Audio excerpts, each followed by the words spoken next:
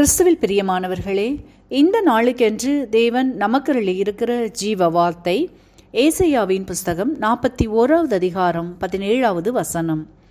இஸ்ரவேலின் தேவனாகிய நான் கைவிடாது இருப்பேன். என கருமையான சகோதர சகோதரிகளே, இன்றைய நாளில் கர்த்தர் உங்களின் நீண்ட நாள் தாமதித்த காரியங்களை, அடைக்கப்பட்ட கதவுகளை திறக்கும்படி வாக்கு பண்ணி ஆசிர்வதிக்கின்றார்.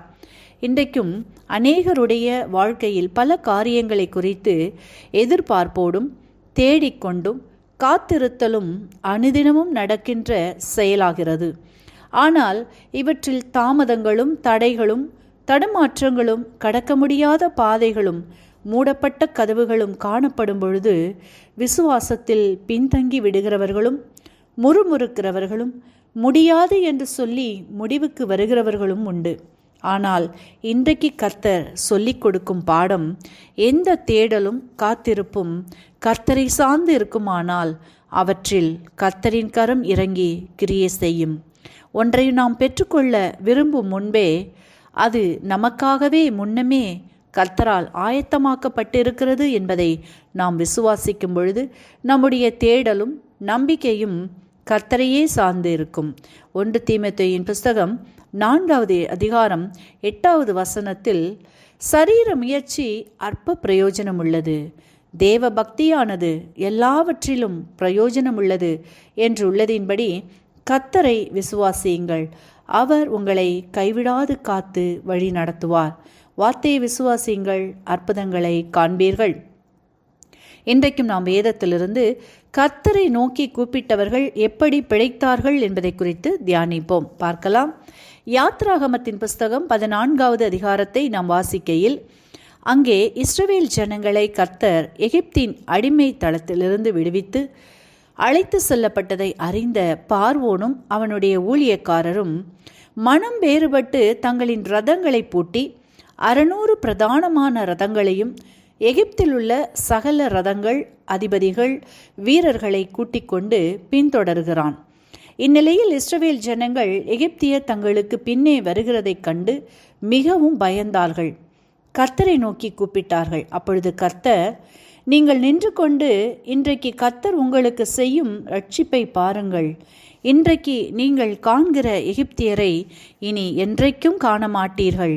கர்த்தர் உங்களுக்காக யுத்தம் பண்ணுவார், நீங்கள் சும்மா இருப்பீர்கள் என்று சொல்லி மோசேயிடம் கோலை ஓங்கி கையை சமுத்திரத்தின் மேல் நீட்டும்படி கூறுகின்றார். அப்பொழுது சமுத்திரம் பிளந்துவிடும். இஸ்ரவேல் ஜனங்கள் சமுத்திரத்தின் நடுவாக வெட்டாந்தரையாக நடந்து போவார்கள் என்று கூறிட அது அப்படியே ஆயிற்று. அங்கே கர்த்தரின் கரம் பெரிய அற்புதங்களை செய்தது என்று வாசித்தறிகின்றோம். இன்றைக்கும் எனக்கருமையானவர்களே, உங்களின் வாழ்க்கையிலும் சத்ருவானவன் வியாதிகளின் வறுமையில், சமாதான குறைவில், பற்றாக்குறைவில், ஆவிக்குரிய வாழ்வில் என்று பல வகைகளில் உங்களை அடிமைப்படுத்தி வைத்திருக்கிறானே என்றும், அந்த கட்டிலிருந்து மீண்டு வர முடியாமல் அனுதினமும் ஏதோ ஒரு வகையில் இவைகளுக்காக விடுதலையை, ஆசிர்வாதத்தை, வெற்றியை, சமாதானத்தை தேடி தேடி அங்கலாய்த்து கொண்டும் இருக்கிறீர்களா? கர்த்தர் சொல்லுகின்றார், பயப்படாதிருங்கள்.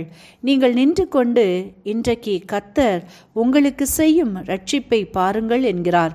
ஏசாயாவின் புஸ்தகம் 43வது அதிகாரம் 19வது வசனத்தை நாம் வாசிக்கையில் அங்கே கர்த்தர் சொல்லுகின்றார், நான் வனாந்திரத்திலே வழிகளையும் அவாந்திர வெளியிலே ஆறுகளையும் உண்டாக்குவேன் என்று தான் படைத்தவைகளை, படைக்கப் போகிறவைகளை குறித்து பேசுகின்றார்.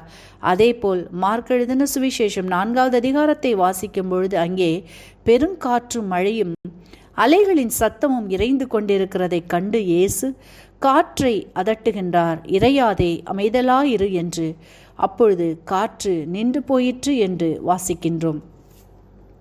இன்றைக்கும் நீங்கள் கடந்து போகின்ற சூழ்நிலைகள் ஒரு பக்கம் பார்வோனின் சேனையை போன்றும் பெரும் படைகளாக துரத்தி கொண்டும், மற்றொரு பக்கம் செங்கடலை போன்று அமிழத்தக்க கூடியதாய், கடக்க முடியாததாய் காணப்படுகிறதே என்றும், எந்த பக்கமும் விலகி செல்ல வழி இல்லாமல் தவித்து கொண்டும் விடாய்த்து போய் காணப்படுகிறவர்களே, இன்றைக்கு உங்களுக்காய் கர்த்தர் தம்முடைய கரத்தினால் துரத்துகின்ற எந்த சூழ்நிலைகளையும் அமிழ்த்து போடுகிறதான எல்லா துன்பங்களையும் இன்றைக்கு கவிழ்த்து போடுகின்றார்.